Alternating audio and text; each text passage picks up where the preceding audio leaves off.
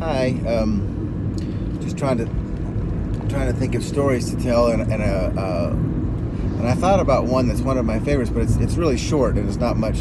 There's not a lot to it. But when we lived in Idaho, there was a place in the mountains, and if I remember correctly, we had to go up to the mountains, but then like we'd go over a pass and then down into a mountain valley. And again, if Uncle Joel or Mama can correct me on this, that would be great. But what I remember is we had to go to the mountains, and there were these orchards, and we went one day to a cherry orchard to pick cherries.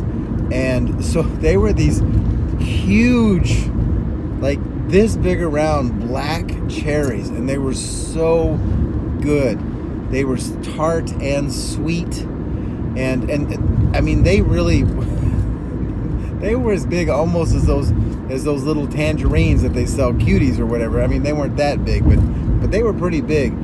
And so we picked them, and of course when you go to a pick your own place, you can eat all you want while you're picking them, and then of course you go and weigh them, and they pay the farmer or whatever for the cherries. But then so there was that, which was a great experience.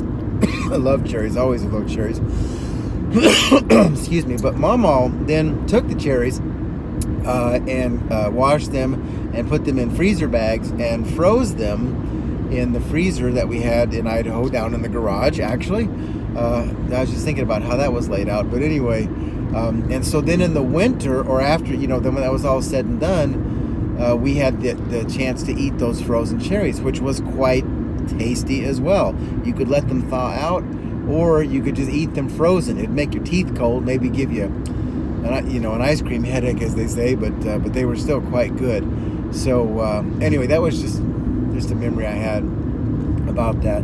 I also think that we went apple picking once when we lived in Idaho, but I don't think the cherries and the apples would have been at the same time. But anyway, okay, not a great story, but a story nonetheless. Love you.